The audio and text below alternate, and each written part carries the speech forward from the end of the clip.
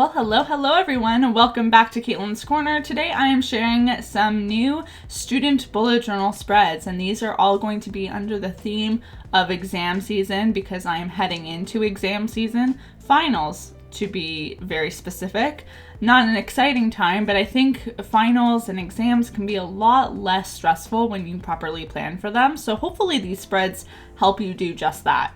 The first spread that you're seeing me start to put together here is a course study planner. You would make one of these for each course that you have an exam for, and it's basically a study plan of attack. At the top of the page, you would write down all of the exam details. So when the date of the exam is, which course the exam is for, what time the exam is, the location of the exam, and also what percentage is your exam worth. Is it a 20% exam, a 30, a 40? Hopefully it's no bigger than a 40% exam because anything larger than that gets very gross. Speaking from experience, it's not a great time. The box below the title is a section for you to write down the key topic for each week of classes.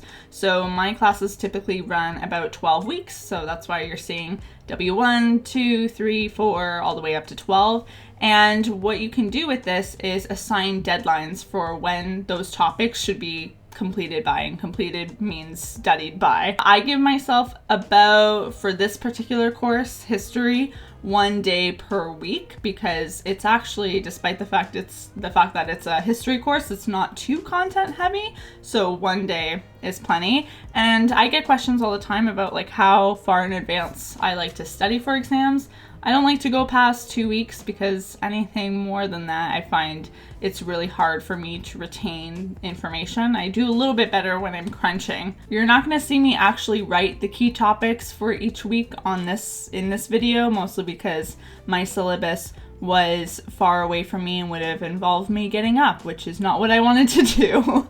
But as you go through this study planner, you can star any weeks that were a little bit challenging that you may want to review again, or maybe it's a really important topic that you know is going to be brought up quite heavily in the exam. That's something you would want to review more than once. Then you can put a star beside it. If you have a question about material, you can do a question mark and then use that space on the left to add any notes so that you know if there's anything else that you need to do before you head into that final. On the page to the right is a study log spread. Now, like I said just a few minutes ago, I don't like studying really more than 2 weeks in advance, so I made this study log only work for about 20 days. If you want it to cover for a longer span of time, you can adjust it to fit that or make 2 mini versions on top of one another on one page.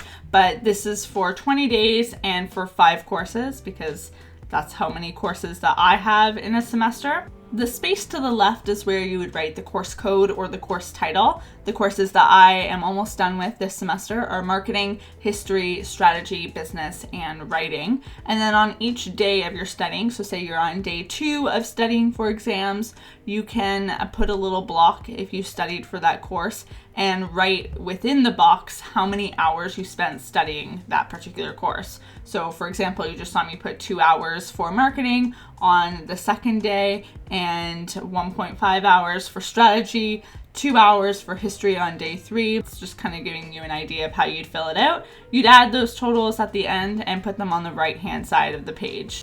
Up next is a 2-page assignment planner. So an assignment can be just a regular project or maybe an essay. In my case, it's an essay for my history class. Very exciting stuff. And I started off by creating one big horizontal line. And this horizontal line is going to be a visual timeline that I break up into different steps of my essay writing process. The key to this being an effective tool is to actually assign mini due dates for each phase of the assignment so that you have something that's kind of keeping you accountable and on track. As you can see, after picking a topic, the first stage in the essay writing process is going to be research. So I allocated 2 separate days just to finding sources. On a separate day, I would make research notes for all of those sources. I'd go through them, make notes, write down any quotes, any evidence I think would be valuable to include in my essay. You can also take this opportunity to write down the citation, whether it's an MLA or APA, depending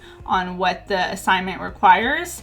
And I also, as a tip, I always make sure I write down the page numbers of everything that I'm writing down, just so that if I have to do an in-text citation, I don't have to go looking through the source material to find the page number of whatever it is that I'm citing. There's another day for outlining, 2 days for drafting, 2 days for editing, and hopefully by the end, or by the time that the due date comes around, it's done and I haven't scrammed to get this finished, which is honestly something that has happened many more times than I'd like to admit while I've been in university, but not this time because I've got a plan in place. Then I went in with a little bit of, or a little pop of color using a Tombow in the color 228. You can find links to all of the products that I used in today's video down in the description box below.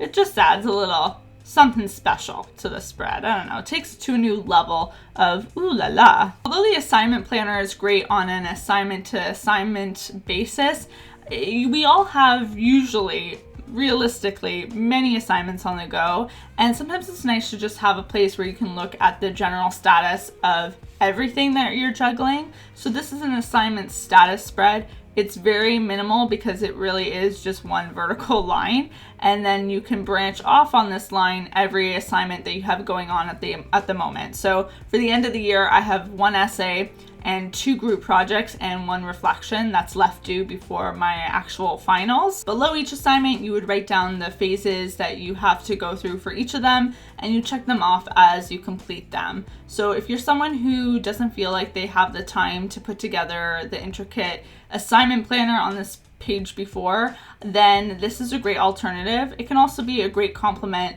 if you have many assignment planners that you just kind of want to summarize in one spread. It's clean, simple, and took me less than 10 minutes to put together. Speaking of clean and simple, the spread to the right is yet another very minimal design. It's 5 boxes that represent 5 of my courses. Again, marketing, history, business writing, and strategy. And this is for you to write down the final grades for each of these courses.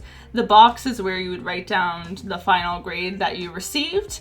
There's a spot to write the title, the professor of that course, and the course code. And that's just for your record, so that maybe when you're scheduling classes for your next semester and you got a really good grade on a course, you can find out who that professor was and try and get in on another course with them. Because oftentimes, if you've had success with them before, you're gonna have a good chance of having success with them again because you'll already have adjusted to their teaching style. On the next page, I created an exam schedule, which is really just a month at a glance for exams.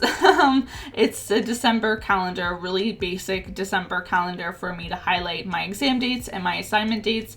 I just gave you 3 examples. And since it was looking a little sad, and I know an exam schedule, you know, it's not surprising to hear it looks sad, I added a little doodle at the top of a leaf and some branch situation and a pop of color to make me feel better about the fact that I was looking at something that is not so nice to look at. One of the most stressful parts of exam season is the fact that I feel like I have 0 energy or willpower to make meals, proper meals, which is important because when you are tired and exhausted, you need to be eating properly. So this is a really great time to meal prep, and that's why I included this spread in this student bullet journal video, because I think it's something that as students would really help relieve stress and keep us energized to get through our readings. I did a whole video on my adventure, my experience with meal prepping for the first time. You can check it out by clicking the card on the screen right now. And this spread is basically just a written version of everything that I prepped in that video and the kinds of things that I ate throughout the week. I am planning to do a meal prep soon where I maybe tweak this and try some new things. So if you wish for me to document that process of meal prep during exam season, then let me know in the comment section down below. The last spread, as it oftentimes is in these bullet journal videos, is a weekly spread. Now this is a weekly spread that's designed to work really well during final season because there's plenty of room for you to use the space for each day as either a big to-do list, or what I decided to opt for this time is a hourly planner. So from 6 a.m. to 12 a.m. midnight, I have time slots for you to make plans. Obviously, you know, you don't want to be up or planning things to do at 11 p.m. or midnight. Not a great strategy, but it's there, because sometimes that happens during final season. Speaking of working at midnight, I have a sleep tracker at the top left to encourage you to get a full 8 hours of sleep. Even though I know it's hard, I think that is something that you should strive for so that you are well rested when you write your exams. There's also some trackers for hydration, meditation, gratitude, reading, and exercise, because those are things I think are easy for us to let go of during busy seasons of life, but things I think are most important during those times, because you need to be your best self to tackle everything to the best of your ability. And I have a little quote at the side there that says, "Study the art of texting, eating, and watching TV with an open textbook nearby." I think I've used that quote before because I like it so much. And to the left of that is a section for a general to-do list. And there you have that, my student/exam edition weekly spread.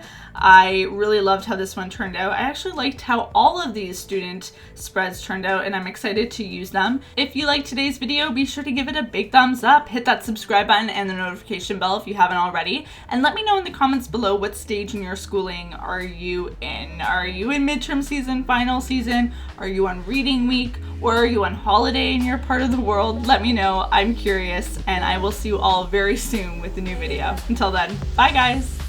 Doesn't take you home.